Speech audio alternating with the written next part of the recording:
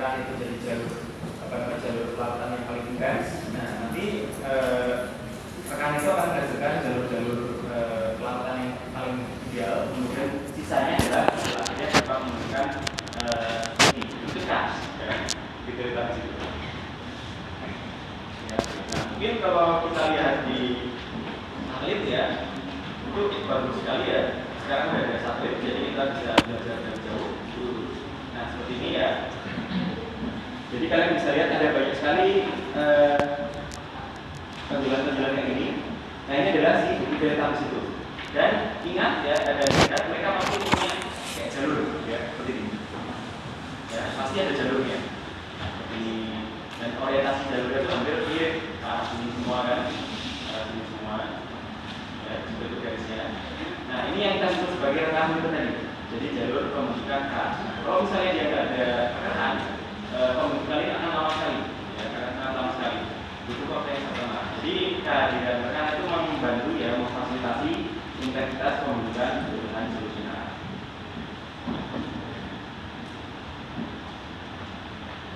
Oke, nah kemudian kita masuk ke studi kasus ya, studi kasus. Di Indonesia itu kita punya banyak sekali kebutuhan kas ya, kebutuhan solusional. Nah, tapi di sini kita bandingkan aja 3 lokasi ya. Yang paling ideal ya, yang paling dekat dengan kita dan salah yang paling ideal itu memang adalah Gunung Sewu ya, yang ada di Wonosobo.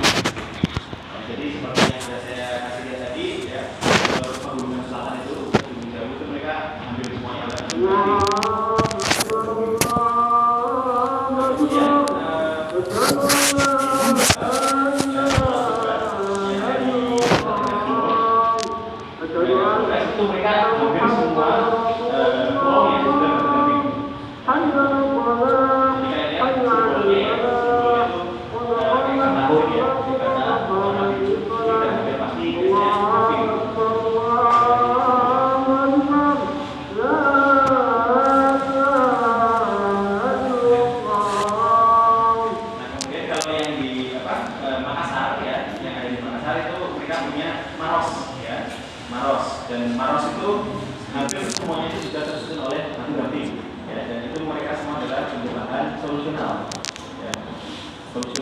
Tapi di sini kita punya perbedaan, ya.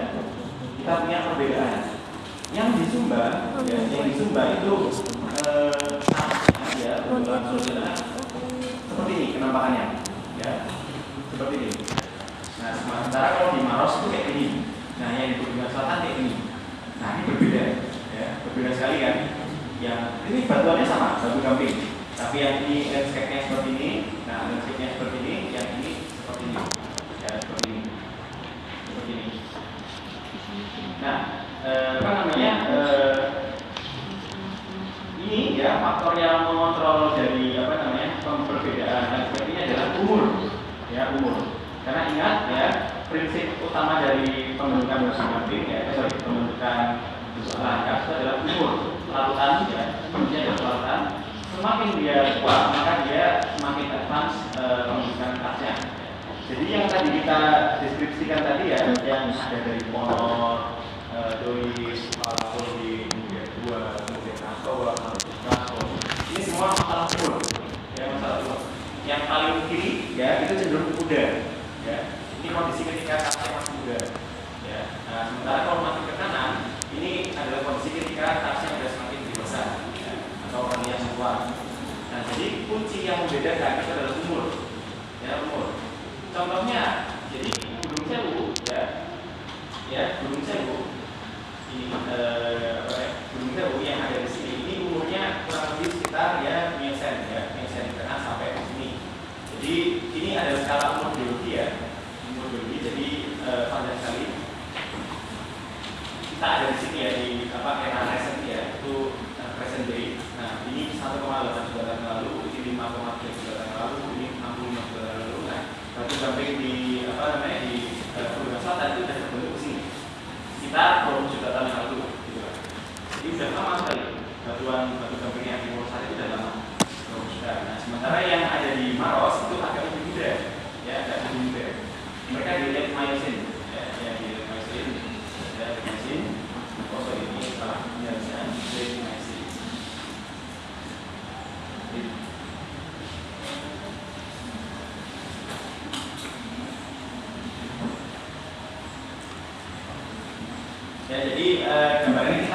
gamping monosarit itu di sini terbentuk. Nah, kemudian di Maros itu di sini. Nah, kemudian si sumba itu baru di Pliocene di sini, ya, di Pleistocene, nah, di sini.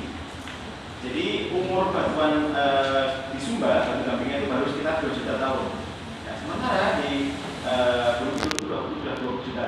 Ya, sementara di Maros itu masih kanak-kanak 10, 15. Nah, jadi perbedaan umur inilah yang akan menghasilkan perbedaan naskah. Ya, ketika kita punya anak yang masih muda, kita maka masih punya bentukan dataran ini. Jadi kayak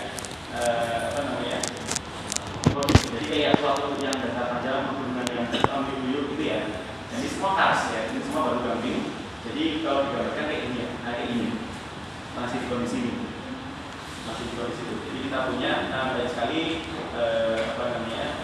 hubungan ya yang datar gitu. Nah itu kars ya, kars tahap awal itu. Udah ada 2 tapi masih belum banyak gitu ya. Tapi belum ada morfologi kayak kars post, tahap awal itu belum ada. Nah di Maros itu umurnya ada tengah-tengah ya, udah lebih tua daripada Sumba, jadi mereka udah lebih intens sampai menghasilkan kars lower. Di Gunung Sewu sudah menghasilkan yang paling tua, ya, saatnya yang paling tua. Sehingga di sini morfologi yang tersisa kebanyakan adalah wujud kars, ya, kars stones. Nah ini kalau misalnya makin tua lagi, ukuran juga tambah lagi, kars stone ini ya bisa lama-lama jadi gimana? Ya, jadi datar, kemarinnya jadi datar lagi, ya, jadi datar, bisa tinggal kurang. Ya, jadi umur itu adalah kunci untuk intensitas perkembangan bentukan kars. Itu tadi di selatan ya, kita coba ke Maros.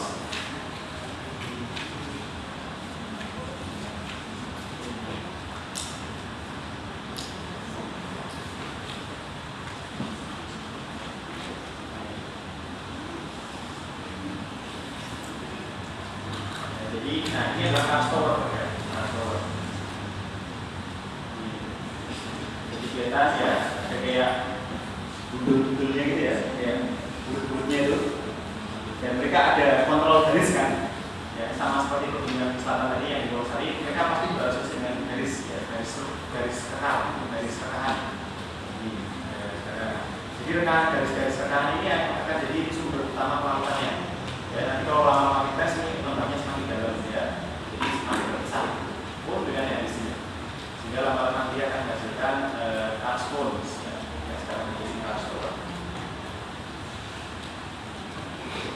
Nah kalau di Sumba ya kita belum punya itu di masing kebaikan ya, dataran-dataran yang global gitu ya, dataran global. Tapi ini mereka sendiri udah batuan sudah sesuai ya, tidak kars.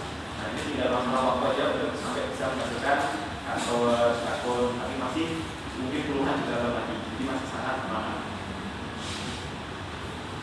Oke, itu untuk